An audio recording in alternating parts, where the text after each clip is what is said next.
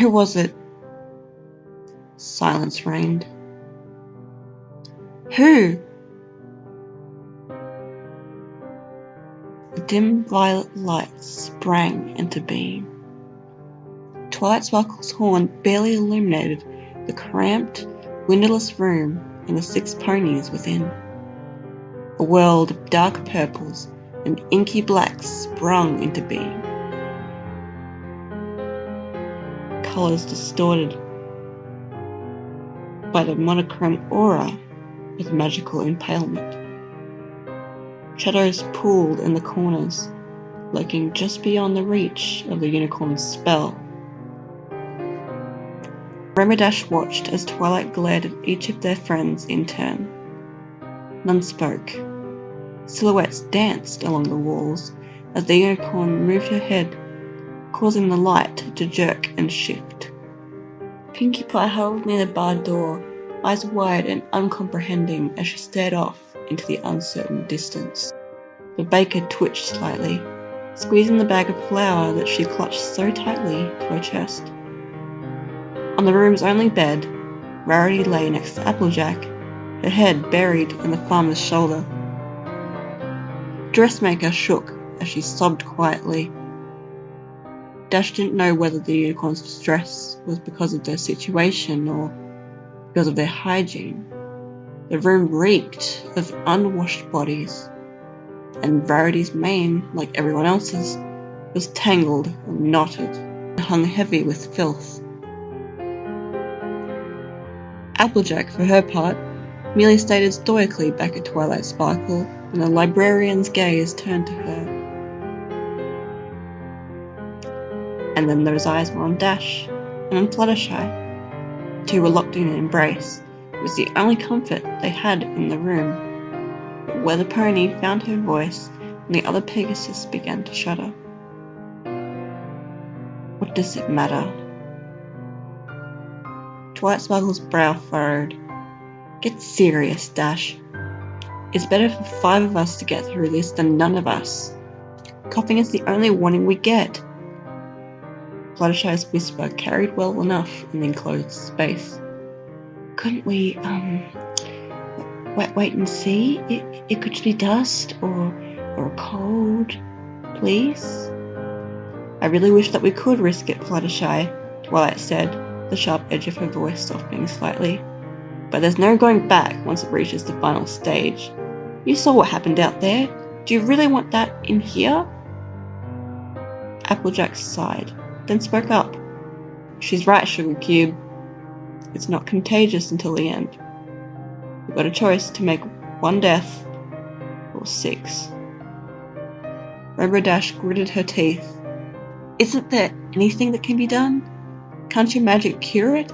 Stop it? Slow it down? She paused, then added in a hoarse whisper. Anything? The unicorn shook her head. Even the princess can't cure it. She can only contain outbreaks that do happen. Every carrier has to die. That's the only way the rest of us can be safe. The only way the rest of Equestria can be safe. You know that, Dash. Time matters here. Why are you stalling? The weather pony's mouth worked, but no words came forth. Fluttershy's voice, suddenly confident, filled the gap. I coughed. It was me. Rainbow Dash gaped at the other Pegasus, eyes wide with shock and horror. The pink-maned mare turned to look at her and spoke, once again hesitant. It's okay. It'll be okay. I couldn't live with myself if any of you died, and I could have prevented it. It's better this way. Dash shook her head slowly and whispered a single no. Applejack's voice was grim. Her mind's made up. It's a tough choice, but Fluttershy's got the strength of an ox on the inside. How is she going to... The Pegasus trailed off. Twilight Sparkle sighed and slumped to the floor. We don't have any weapons, and I'm not trained in combat magic. Even if I were, it can't be me. It has to be you, Dash. What? Why me? The unicorn looked away. I know you well enough to realise that you never just stand aside and let one of us lay a hoof on your filly friend. Maybe intellectually you'd know that it's necessary, but if your emotions get the better of you, ask yourself, if it has to be any of us, would you really want any pony but yourself to... Rapidash rose to her hooves. You're right. The mare's voice was hollow. She took a step away from the other Pegasus. Applejack spoke. Fluttershy, sit up and put your head up against the wall. It'll be the mare choked back tears. Quicker. I'm so sorry, Rainbow Dash. I wish it could have been any other way, Twilight said. The rainbow-maned Pegasus looked over her shoulder to meet the eyes of the mare she loved. Fluttershy had taken the Earth Pony's advice. They stared at each other silently for a moment. Eventually, Dash found words as insufficient as they were. I'm sorry. I love you. I'm sorry. So sorry. The other Pegasus replied, voice shaking. I love you too, and I forgive you. It's better this way. Just make sure some pony takes care of the animals when this is all over. Rainbow Dash whispered, I promise. She took careful aim. 1 buck. It would be quick. Fluttershy deserved that much at least.